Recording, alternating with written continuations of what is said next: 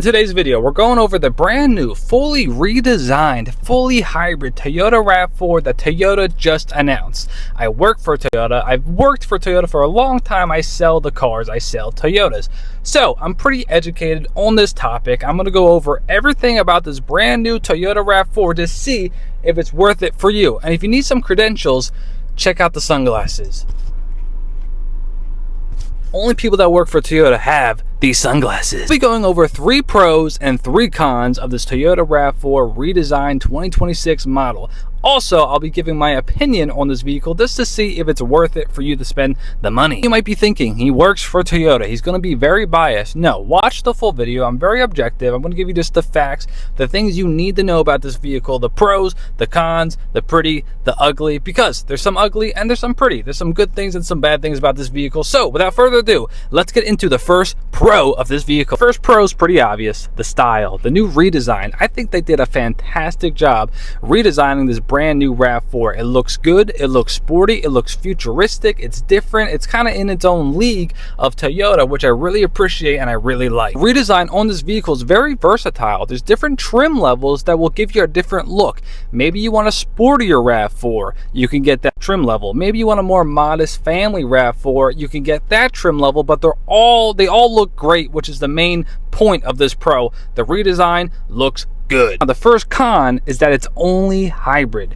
Some people might view this as a pro, a positive. Other people will definitely view this as a big negative. They did this on the Camry. Some people love it. Some people do not love it. You know, having a gas only option, there's a big demographic of people that need that, want that, and probably won't go with it if it's not an option. So that's why I put it as a con. Personally, I know it's the future. I know it's the direction Toyota's heading in. And personally, I know Toyota's hybrid is the best hybrid on the market. So I don't really view it as a con, but I know there's a big demographic of people that will and probably won't buy the RAV4 because they don't like the hybrid system. Everybody watching this video can agree within the next 5 to 10 years, it's only going to be electric and hybrid vehicles. So Toyota's kind of jumping the gun.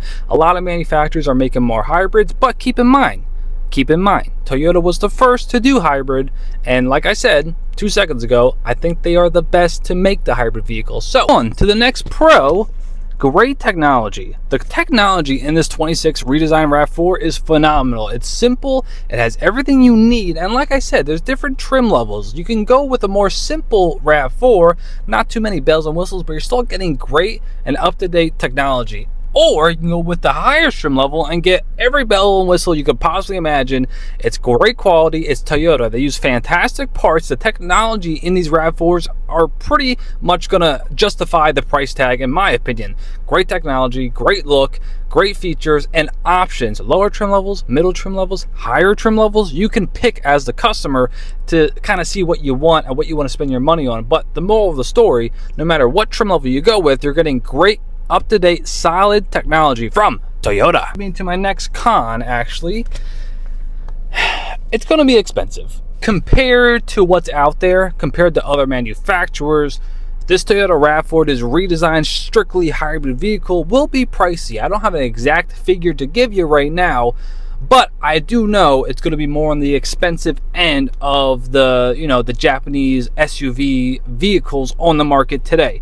Now, is that price justified? That's a different conversation. It's Toyota. It's, you know, like I said, great technology. It looks great, up to date. So, you know, I think the price is probably going to be justified, but you know, I have to put it as a con. It's going to be expensive. Point blank period. It's not going to be cheap. Trust me on that one. If you're getting value and good information from this video, like the video, subscribe to my channel, leave me a comment for the algorithm. That's all I ask. I will be making more videos like this as much as I can. So if you gain value from this video, help Rudy out a little bit, I would appreciate it. All right, next pro, which you guys might not really like this as a pro, but it's Toyota.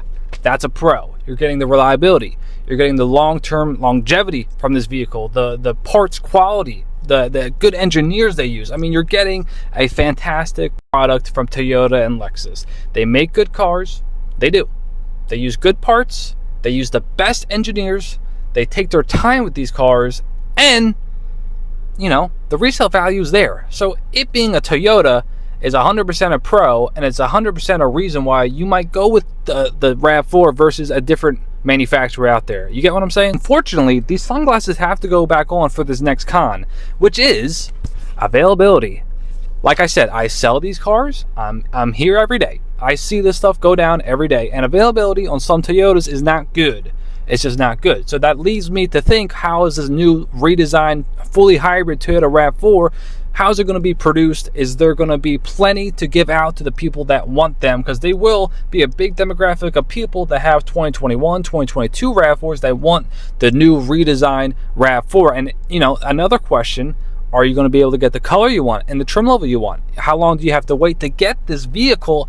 I don't know. So that I have to put it as a con, because availability right now is a big question mark. It's not really good with Toyota right now.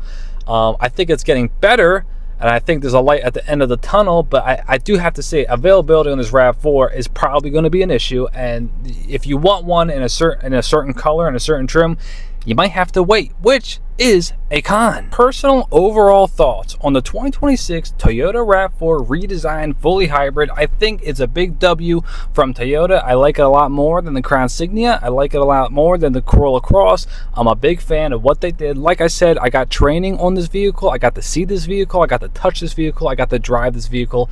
I'm a fan of the new RAV4. I think it's going to sell great. I have concerns with it being only hybrid. I have concerns with availability. I have some concerns, but they're just concerns. They're just assumptions as of right now. That we won't start seeing these RAV4s at dealerships probably for another 6-7 months. I could be wrong about that. It could be sooner. It could be a little bit later. I'm not entirely sure. Like I said, availability is a big question mark, but I see the light at the end of the tunnel. This is a great vehicle from Toyota. It's going to sell great, and it's going to put them back on the map for having the best mid-size SUV on the market, and mark my words, it's going to be the best. If you disagree with everything I just said, feel free to leave a comment. We can have a friendly debate in the comment section. We can have different perspectives. It's okay to argue in the comments. I'm not really afraid of that. Tell me your take, tell me your opinion. Of course, be respectful, and we'll have a conversation. All right, that's all I got for today. I hope I gave you some good information. I hope I helped you make up your mind about the new redesigned RAV4. I'm out.